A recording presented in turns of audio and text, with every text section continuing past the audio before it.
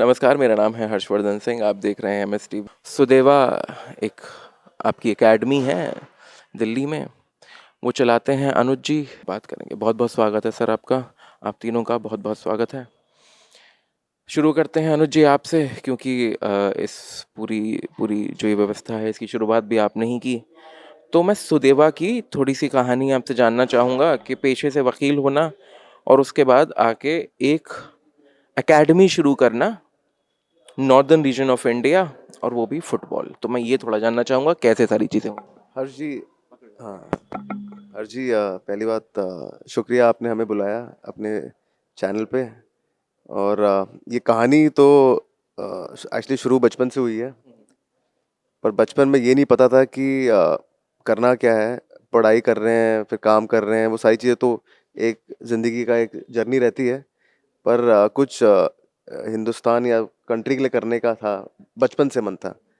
पर वो हुआ क्या कि मेरा बचपन का दोस्त, उसके साथ स्कूल के बाद 10 साल बाद मिले और हमने सोचा कि भागते भागते डियर पार्क है हमारे आईटी दिल्ली के सामने है, वहाँ पे भागते भागते हमारे दिमाग में आया कि यार हम दोनों एक दूसरे को मिले फुटबॉल के थ्रू, क्यों ना हम कुछ फुटबॉल में कुछ करें। तो 2014 में सुदेवा, जिसका मतलब है गुड टीचर, सु मतलब गुड, देवा मीन्स टीचर, एक संस्कृत का शब्द है। और वहाँ से हमने शुरू करी है संस्था। शुरुआत में हमने थोड़े स्कूल लिए, हमने वहाँ पे बच्चों को फुटबॉल हमने खुद सिखाया। अच्छा, मैं पेशे से वकील हूँ, पर बचपन से अगर एक स्पोर्ट खेला हूँ वो फुटबॉल खेला हूँ। कौन सी पोजीशन पे खेले हैं? मैं सेंटर मिडफील्ड खेलता था, जिससे नंबर 10, हालांकि वो तो मैराडोना के वजह से नंबर 10 जर्सी बड़ी मशहूर हो गई, पर मिडफील्डर रहा हूँ। और जो मेरा दोस्त पार्टनर जो आगे जिसके साथ हमने सुदेवा शुरू करी मैंने, उसका नाम है विजय हकारी, वो फॉरवर्ड था। अच्छा, तो हमारी जो तालमेल दोस्ती की भी पूरी फुटबॉल के थ्रू बनी। तो फिर शुरुआत में हमने स्कूल खोले, स्कूल में फुटबॉल शुरू करा, और वहाँ पे फिर हमने देखा कि 15 साल पहले जो फुटबॉल थी वही अभी हो रही है। किस लिहाज से? इस लिहाज से कि पेरेंट्स आ रहे हैं, बच्चों को छोड़ के जा रहे हैं, 1-1.5 घंटे में बच्चा क्या तो हम कितना सिखा पा रहे हैं, और फिर वहाँ पे घर में खाने का और पूरा जो ओवरऑल सिस्टम है अ, वो बड़ा नहीं है। फुटबॉल के प्रति पेरेंट्स को वो जागृति नहीं है कि उनको प्लेयर बनाना है या कुछ करना है। तो हमने कहा कि सिर्फ दिल्ली के बच्चों के साथ करेंगे तो ये प्रॉब्लम रहेगी, तो हमें पूरे इंडिया से बच्चे लाने पड़ेंगे। उसके लिए हमें अपनी एक जगह बनानी पड़ेगी जहाँ पर हम बच्चों को पाल सकें। तो मैंने ये जगह देखी, 19 राज निवास, जो कि सिविल लाइंस में है, दिल्ली में, नॉर्थ दिल्ली में। बैप्टिस्ट चर्च है, उनकी ज़मीन है, उनके स्कूल वगैरह हैं वहाँ पे ये ज़मीन उनकी खाली पड़ी हुई थी। और फिर मैंने उनको कन्विंस करा कि आप मुझे दे दें, और इसमें मैं खर्चा करूँगा, इसमें मैं एक रेजिडेंशियल बनाऊँगा।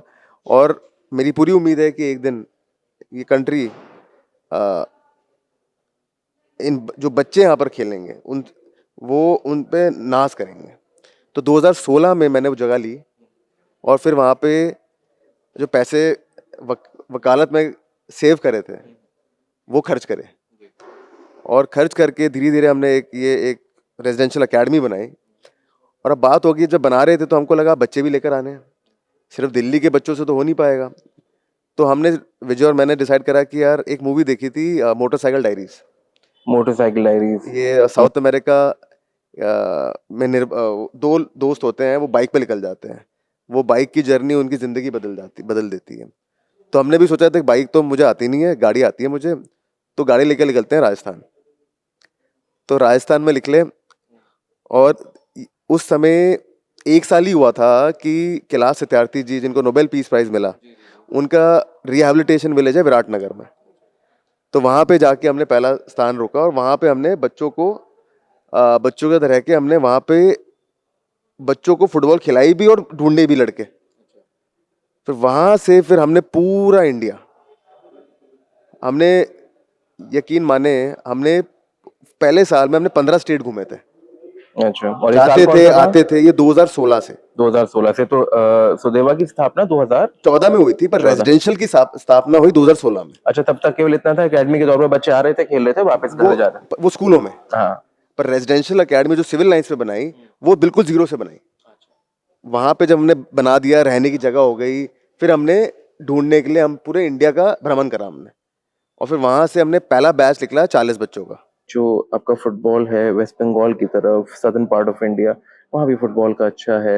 आप थोड़ा सा हरियाणा दिल्ली की तरफ आते हैं तो हरियाणा से आपको एथलेटिक्स बड़े अच्छे मिलते हैं, और हॉकी बड़ी गजब की खेली जाती है, जैवलिन और सब में। तो इसकी आपका एनालिसिस क्या रहा, क्योंकि आप इतना घूमे हैं, ये स्पोर्ट्स कैसे स्कैटर हो गए हैं ये हर चीज़ डिपेंड करता है कि कौन सा स्पोर्ट के अंदर आप मेडल जीत पाए। अच्छा। ये मैं देख रहा हूँ लास्ट जब से ओलंपिक्स कह लो या एशियन गेम्स कह लो, जिस जिस गेम्स के अंदर आपको जिस स्पोर्ट में मेडल आते रहे, उस स्पोर्ट के अंदर जो लोकल गवर्नमेंट है वो पैसा खर्च करने लग गई। तो हरियाणा के अंदर रेसलिंग हो गया, रेसलिंग में स्टार्टिंग से बहुत बड़े हैं, तो वो क्योंकि मेडल बहुत पहले से आ रहे हैं।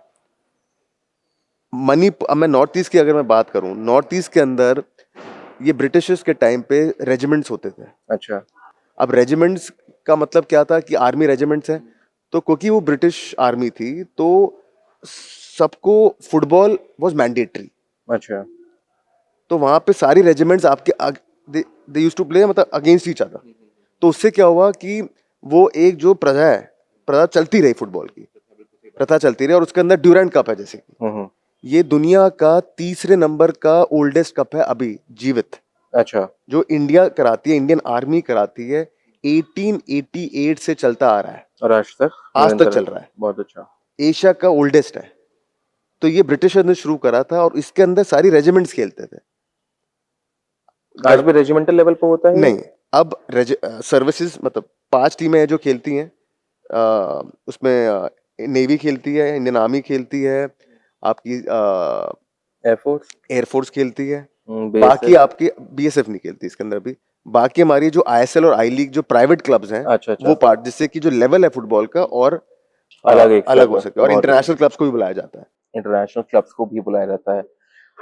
मैं अब थोड़ा सा चलना चाहूंगा हमारे जो प्लेयर्स हैं उनकी तरफ, दोबारा फिर आपके पास लौटूंगा। ये सारी बातें तो रही कि फुटबॉल का विस्तार कैसे हुआ, आपने सुदेवा कैसे शुरू करी। अब थोड़ा सा समझेंगे प्लेयर्स से जो मैदान में होते हैं उस समय और खेलते हैं। मेरा सवाल सबसे पहले, आप जो भी जवाब देना चाहें, या फिर हम राहुल से शुरू करें? चलिए राहुल से शुरू नहीं करते हैं, हम आपसे शुरू करते हैं। नाम मेरे जहन से अरमान। अरमान अरमान मैं अरमानों पे पानी नहीं फेरूंगा, चिंता मत कीजिए, पूरा वक्त दूंगा। अरमान, जैसा अभी अनुज सर ने बताया, आपके कोच हैं अनुज सर, आप उनको कैसे संबोधित करते हैं?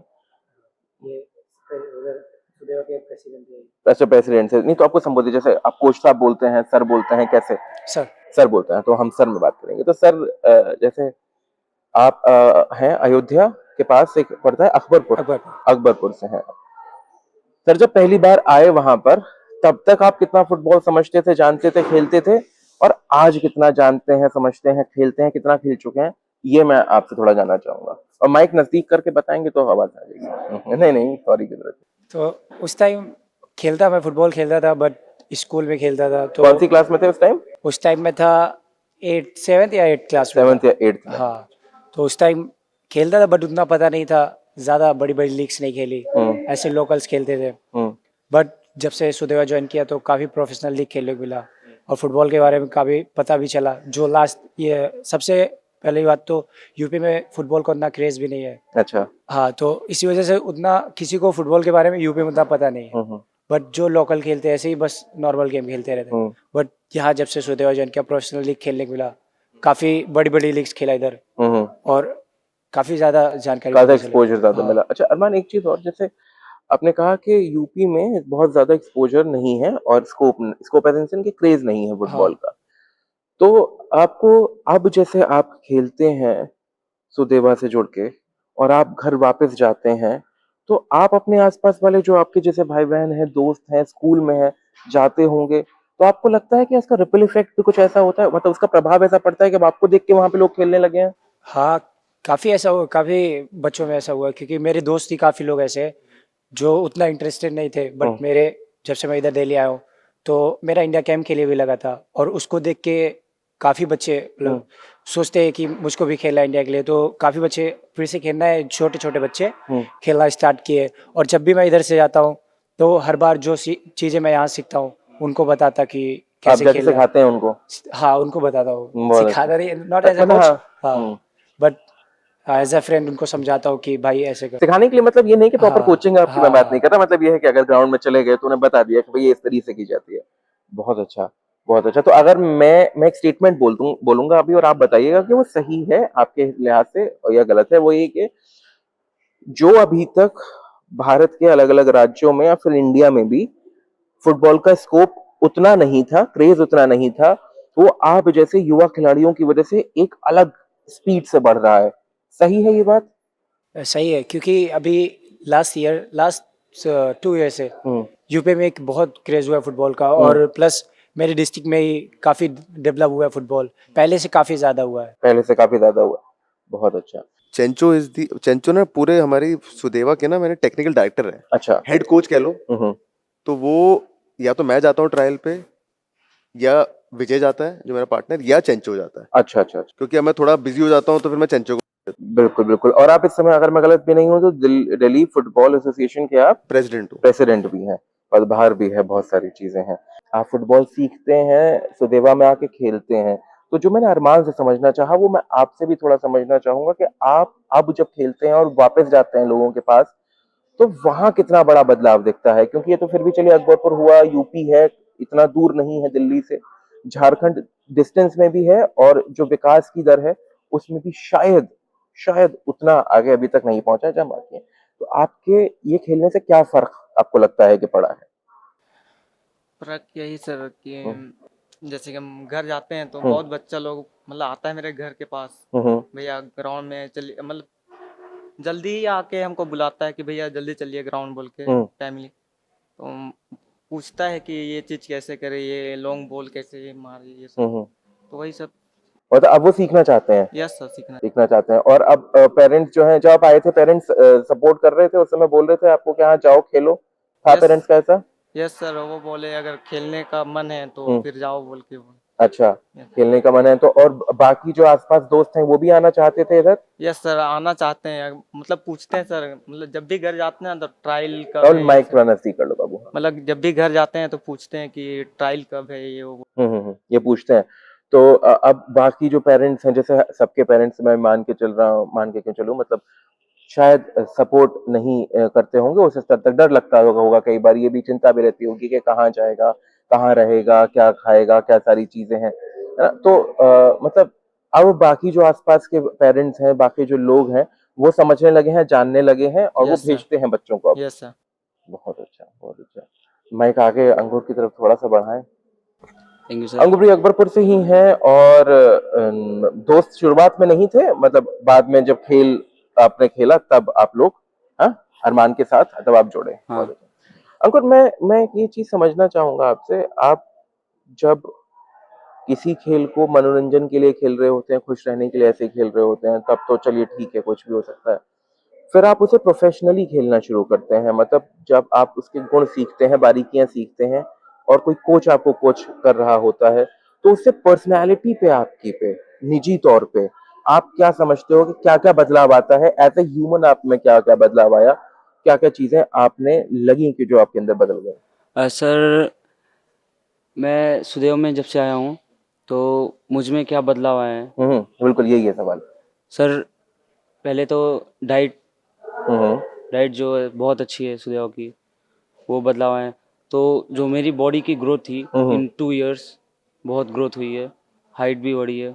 और जो फुटबॉल में कोचेज जो सिखाते हैं वो बहुत अच्छी हुई है। अच्छा। पहले इतना नॉलेज नहीं था 11 साइड का, हम वहाँ लोकल खेलते थे 7 साइड, तो इधर 11 साइड का बहुत सेंस बताया गया कि इसको ऐसे करना है, डिफेंडर एज अ डिफेंडर आपको ये करना है, ऐसा बताया जाता है। अच्छा, तो ये कुछ चीजें बदली कि आपका जो फिजिकल जो ग्रोथ था वो भी हाँ हुआ, सर। मेंटल ग्रोथ खेल के हिसाब से भी हुआ। मैं अनुज जी, अगला सवाल आपसे थोड़ा सा मैं पूछना चाहूँ।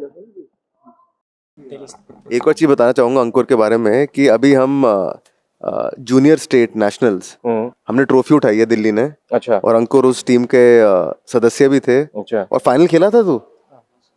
फाइनल भी खेला था ये। बहुत अच्छा। फाइनल में हमने किसको रहा था? चंडीगढ़ नहीं, हाँ, फाइनल में चंडीगढ़ को रहा हमने चंडीगढ़ को 3-2 हराया था। से। Chandigarh football club. हाँ नहीं, स्टेट। अच्छा, स्टेट ये को। स्टेट वर्सेस स्टेट हाँ, नहीं होता जो स्टेट का, नेशनल। बिल्कुल समझ गया, समझ गया हाँ, जी, मेरी हमने गलती, सिर्फ आपने फाइनल्स correct में 2 गोल किया। खाए, वरना पूरे टूर्नामेंट में 1 गोल भी नहीं खाया था। अच्छा, और अंकुर डिफेंडर भी है, इसलिए तो बहुत बढ़िया। नहीं, मैं उस अभी मैं जानना चाहता था उस पे कि कौन कौन खेला है। जैसे अरमान के बारे में पता है कि वो इंडिया भी, अभी आपने जो बताया ऑफ द रिकॉर्ड भी, उसके बारे में मैं चाहता था सेकंड उसमें बात हो। अनुज जी, मैं एक और चीज समझना चाहता हूँ। जैसे अभी अंकुर ने एक बात कही कि डाइट अच्छी हो गई, मेरी मेरी बॉडी की ग्रोथ अच्छी हुई, स्टडीज का क्या है, वो कैसे चल रही हैं, पढ़ाई कैसे होती है? क्योंकि एज अ स्पोर्ट्स पर्सन पहले एक भ्रांति हमें मान लेते थे, एकदम शुरुआत में तो ये था कि पढ़ोगे लिखोगे वो वाला। उसके बाद यह है कि अगर स्पोर्ट्स अच्छा है तो पढ़ाई कोई खास मायने नहीं रखती, मगर मेरे ख्याल से व्यक्तित्व के विकास के लिए बहुत ज्यादा जरूरी होती है पढ़ाई। तो वो हम यहाँ कैसे ख्याल रखते हैं? देखिए, सच्चाई ये है कि 2 टाइप के बच्चे आते हैं। एक हैं जो सुदेवा में आके पढ़ाई भी दिल्ली में ही करना चाहते हैं। अच्छा। एक बच्चे हैं जो सुदेवा आके अपना स्टेट बोर्ड छोड़ते नहीं हैं। तो वो एग्जाम्स देने अपने स्टेट जाते हैं। अच्छा। पर हमने क्या कर रखा है, हमने वीकेंड पे हमने ट्यूशंस लगा रखी हैं। अच्छा। तो ट्यूटर्स आते हैं सुदेवा के अंदर। और सुदेवा पे करता है ट्यूटर्स हाँ को? हाँ। तो ट्यूटर्स आते हैं सैटरडे संडे को, वीकेंड्स पे, और वहाँ पे ट्यूशंस पढ़ाई जाती हैं बच्चों को। Class wise? क्लास वाइज है, पर सारे सब्जेक्ट्स पे नहीं पढ़ाई जाती। तो जो जो मुझे लगता था कि जो ज़्यादा जिनकी ट्यूशन, हर की ट्यूशन तो देनी भी नहीं चाहिए, तो मैथ्स हो गई, जिनने कॉमर्स ले रखी अकाउंट्स हो गई, साइंस हो गई, तो ये जो थोड़े से जो इस टाइप के सब्जेक्ट्स हैं उनमें हम मैथ, हाँ, तो इनके हम ट्यूशंस देते हैं, इनकी ट्यूशन जिससे कि उनका अगर वो एग्जाम देने बाहर भी जा रहे हैं तो एटलीस्ट पढ़ाई चलती रहे। और एक टाइम पे, और अभी तो हमारे ट्यूटर्स थे तमिल में, उड़िया में, इंग्लिश में और मणिपुरी में। ये 4 डिफरेंट लैंग्वेजेस में ट्यूटर्स आते हैं, क्योंकि बच्चे सब अलग अलग अलग अलग जगह से हैं। तो पर हालांकि अब इतने सालों में क्या है कि सबको हिंदी इंग्लिश आ गई है। अच्छा। तो नहीं, अब अच्छा है। वो वाला एलिमेंट मुझे लगता है हमने कम कर दिया है। अब 1 या 2 भाषा में ही वो, मतलब एक और भाषा जो है वो हमने उनको इस स्तर तक पहुंचा दिया कि उसमें बोल समझ सकते हैं अच्छे से, हाँ, मादरी जबान के साथ साथ। अनुज जी, एक और चीज, अभी जब हमने with all due respect Rahul से बात करी, तो एक देखी हिचक, और एक थोड़ा सा ये देखा कि जब हम बोलते हैं तो ये कि मैं कैसे बोलूंगा। अब जो बच्चे आते हैं अलग अलग जगहों से, मैं मानते हैं हम्बल बैकग्राउंड होती हैं, बहुत ही एकदम साफ और शफाफ होते हैं, और ज़्यादा जो ये एकदम मॉडर्न सोसाइटी जिसे हम नाम दे दिया है हमने, गतिशील, प्रगतिशील, भागती दौड़ती ज़िंदगी, मेट्रोपॉलिटन सिटीज़, उससे थोड़े से अनभिज्ञ होते हैं।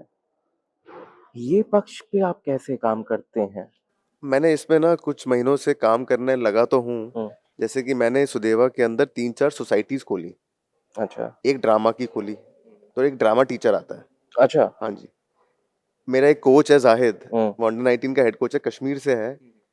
ये ये मैं बोलना भी चाहूँगा कि जब मैंने उसको कोच लिया था, तो अब कोच का तो फुटबॉल कोचिंग का होता हाँ, है। हाँ, हाँ, ये जाहिद ने भी नहीं मुझे बताया, बाद में मुझे पता लगा कि ये तो म्यूजिशियन है। ज़ाहिर जी। हाँ, इनका इनका यूट्यूब चैनल चलता है। क्या बजाते हैं? कौन-सा ये इंस्ट्रूमेंट प्ले करते हैं? हारमोनियम बजाते हैं कौन-सा? और सूफी गाना गाते हैं। अच्छा, 40,000 सब्सक्राइबर्स हैं। अच्छा, तो उससे जो पैसा सेव होता है, वो उसके उसमें उन्होंने अकेडमी खोल रखी है अच्छा, कश्मीर में।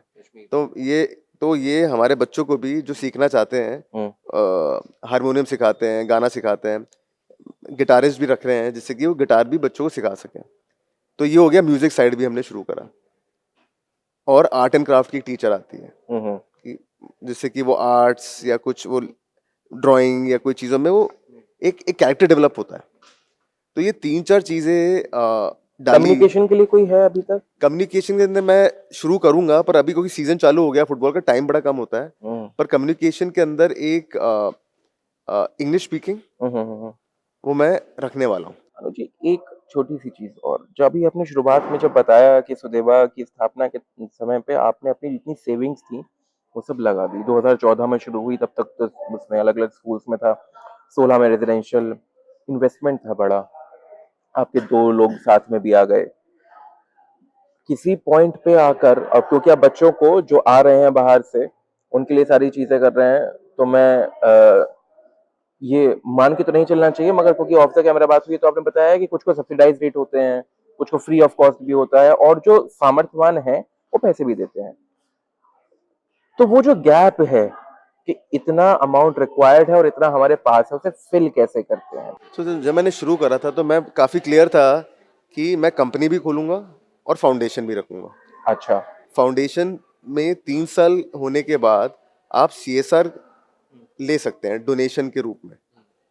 तो 2015 में फाउंडेशन मतलब मैंने शुरू करी, तो 2018 के बाद मैं कंपनियों पे मैंने अप्रोच करने लगा कि आपका जो बजट है उसमें से sports is part of the CSR now. जी, सीएसआर मैं बता दूं, सीएसआर होता है कॉर्पोरेट सोशल रिस्पॉन्सिबिलिटी होता है, जो कि जितने भी कॉर्पोरेट्स हैं, जितनी भी कंपनी है, उनके लिए बाध्यता है।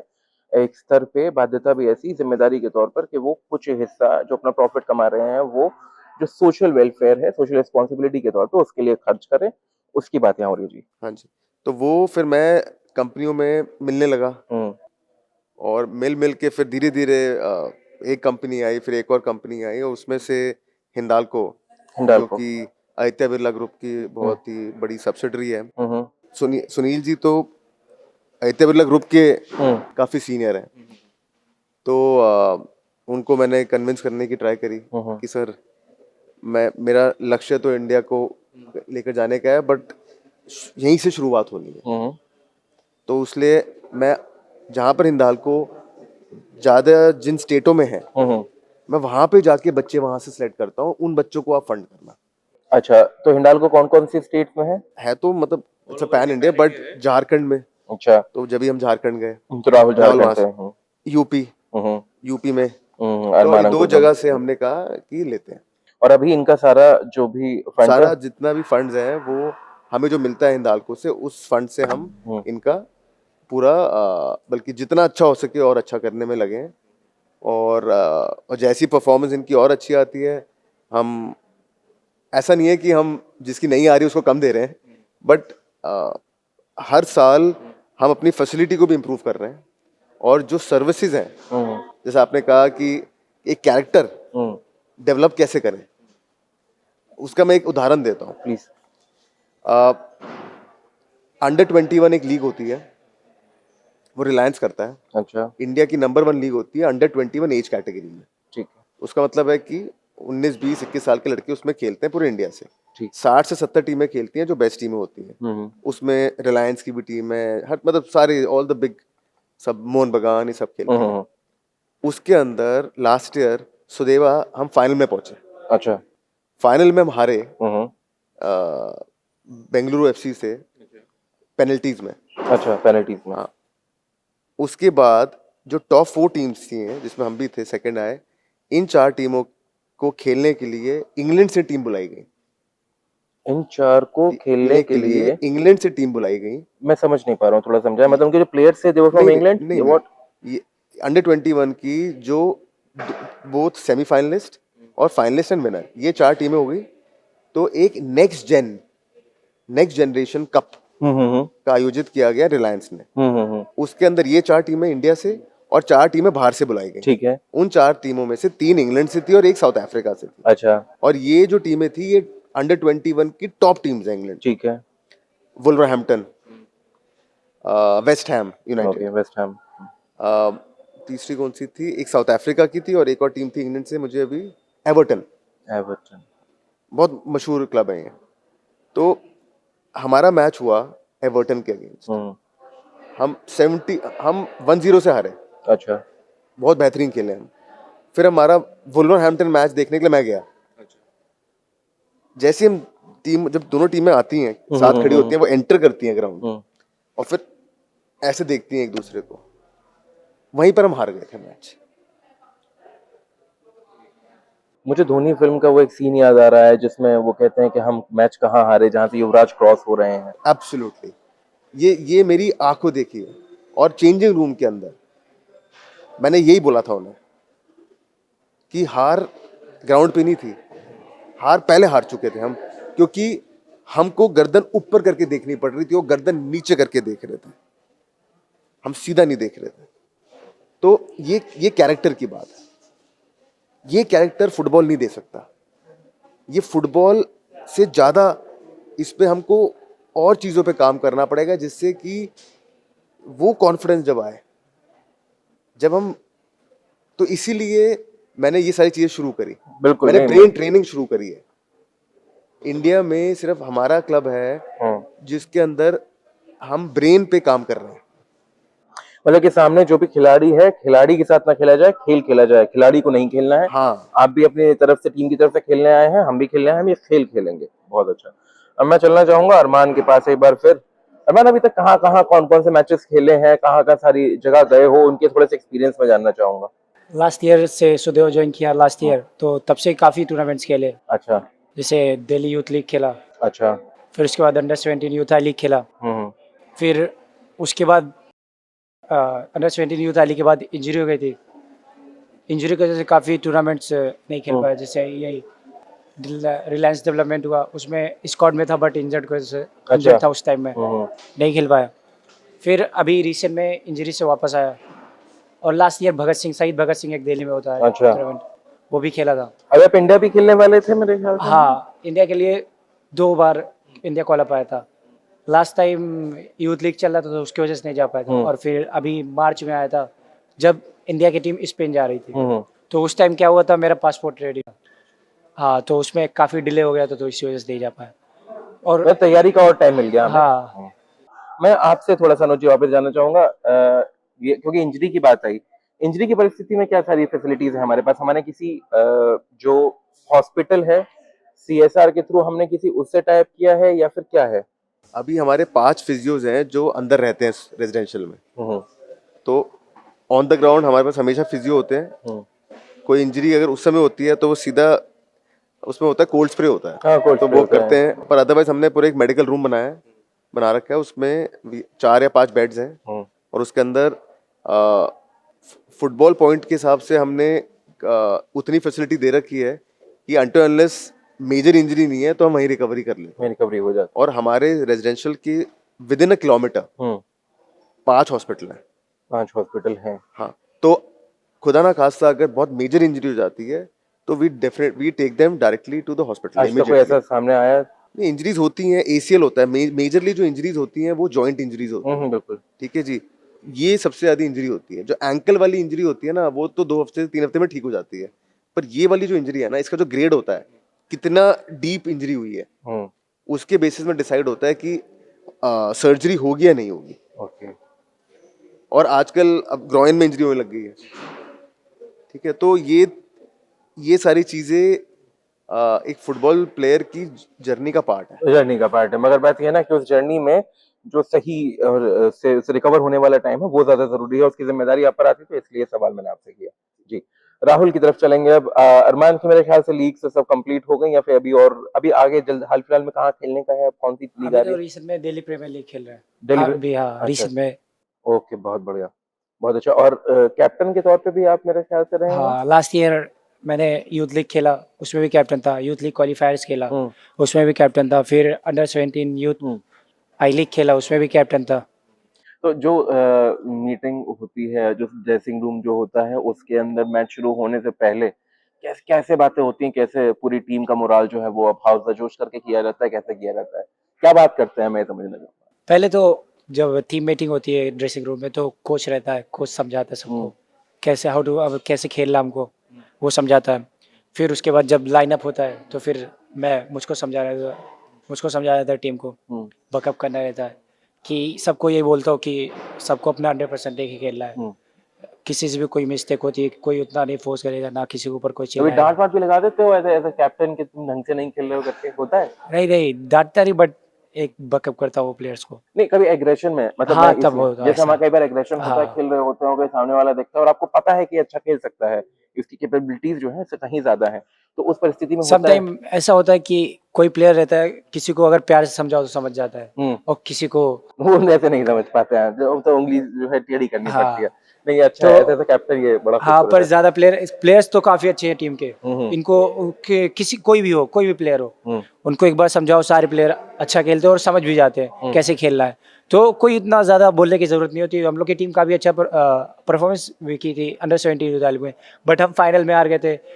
मेन रीज़न था कि हम लोग फाइनल जाते जाते मैक्सिमम प्लेयर इंजर्ड हो गए थे, तो इसी वजह से कोई उतना 100% अपना दे नहीं पाया, फिर भी सबने ट्राई किया। नहीं, नहीं, बिल्कुल, बिल्कुल। चलिए एक चीज़ के लिए तो मैं यहाँ से बैठ के सुनिश्चित कर सकता हूँ कि लीडरशिप क्वालिटी तो आपके अंदर आ गई। कैप्टन होने के साथ-साथ लीडरशिप क्वालिटी जो है वो कि लाइफ में बड़ी ज़्यादा मदद करने वाली है। एक वो प्रेशर रहता है तो उस उससे कैसे डील कैसे करते हैं उसके साथ आप? जब सारी निगाहें आप पर हैं स्टेडियम की भी और सामने जो प्लेयर्स आ रहे हैं उनकी भी, how do you deal with it?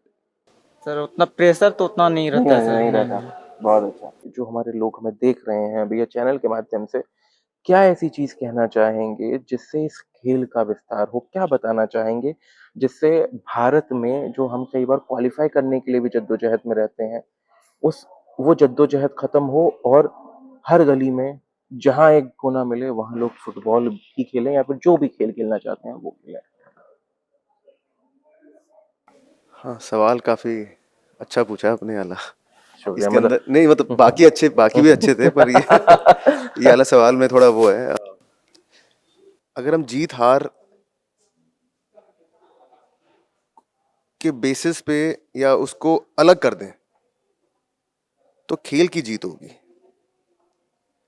जब हम खेल के अंदर जीत हार ले आते हैं और ये ले आते हैं कि इससे क्या फ्यूचर बनेगा, क्या आगे बच्चा क्या अपना टेक केयर कर पाएगा, तो हम उस पे एक छोटी उम्र के बच्चे पे वो प्रेशर डालने लग जाते हैं और उस प्रेशर की वजह से वो स्पोर्ट ग्रो नहीं कर पाता।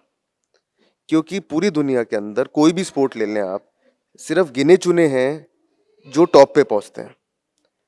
तो हमें कोई भी स्पोर्ट को बढ़ाने के लिए और फुटबॉल के लिए हमें नीचे वाले जो बिल्कुल जो बेस लाइन होती है वहाँ बढ़ाना है।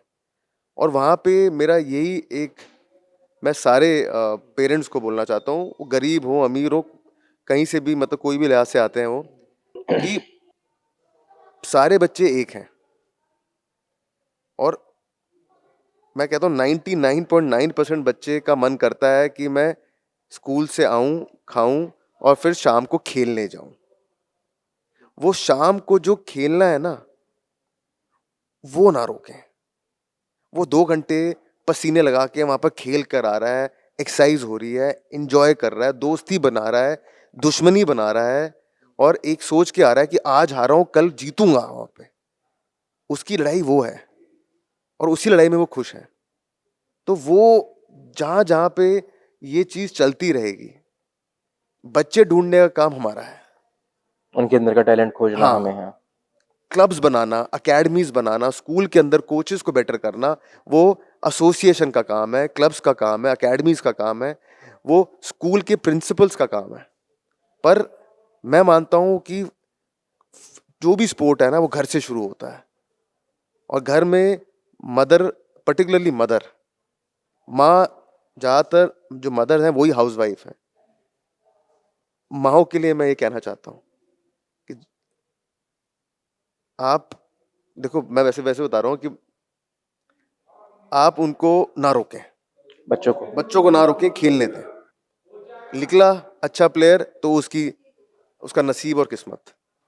नहीं निकला पर एक चीज जरूर है कि वो फिट रहेगा, अच्छा इंसान भी बनेगा। अच्छा इंसान भी बनेगा, फिट भी रहेगा, खाना भी ठीक खाएगा, सोएगा भी टाइम पे थक के आके। पर जैसी अगर आप उसको अपनी इच्छा से दूर कर देंगे तो ना वो पढ़ाई में अच्छा करेगा और फिर वो और हरकतों में घुस जाएगा। नशे पत्तों में हाँ, संलिप्त हो जाएगा, तो ये भी इन एक बड़ा चीजों कारण से है। आप दूर करने के लिए आप उसकी पहले, और ये शुरू होता है 4 साल की उम्र से। 4 साल की उम्र से बच्चा जैसी 2 साल की उम्र में थोड़ा खड़ा होने लग जाता है, थोड़ा चलने लग जाता है। 4 साल, अब दिल्ली के अंदर मैंने इसे ग्रास रूट बेबी लीग कहते हैं, अंडर 6 का टूर्नामेंट लीग शुरू कराई है। अंडर 6 हाँ से, और बच्चे खेल रहे अरे हैं उसमें? 1000 बच्चे हैं 1000 बच्चे हैं। दिल्ली एनसीआर में, 1000 बच्चों ने पार्टिसिपेट करा है अंडर 6 में, जिसमें लड़का लड़की साथ खेल रहे हैं। बहुत अंडर 8 के अंदर भी, अंडर 10 भी, अंडर 12 भी। तो अंडर 6 से जब बच्चा खेलना शुरू कर जाएगा, और गोल भी छोटा होता है, 2 बच्चे इधर होते हैं, 2 उधर होते हैं। तो और जिनके पास पैसा है या जो कर सकते हैं अफोर्ड, उनसे मैं कहता हूं कि घरों के शीशे टूटने दो, जुड़ जाते हैं शीशे। पर बच्चा जब घर के अंदर ही खेलना शुरू कर देता है ना, बस। मैं आपकी बात को थोड़ा सा आगे बढ़ा देता हूँ। मेरे ख्याल से ये है कि घरों की शीशे टूटते हैं तो टूट जाने दो, किसी के ख्वाब ना टूटें, क्योंकि टूटा हुआ शीशा जोड़ा जा सकता है, बदला जा सकता है। टूटा हुआ ख्वाब जब चूर हो जाता है तो उसके बाद वो अलग अलग छोटे छोटे हिस्सों में पड़ जाता है और कभी दोबारा बन के खड़ा नहीं हो पाता, अलग रूप से लाया जाता है। बहुत बहुत शुक्रिया अनुज जी आपका। फरमान, राहुल, अंकुर, मुझे नाम अच्छे से याद रहे हैं अब हो गए हैं, क्योंकि मैं आपको समझ गया हूँ, आपको जान गया हूँ, आपके अंदर के स्पोर्ट्समैन को जानता हूँ, मैं आपको जानता हूँ।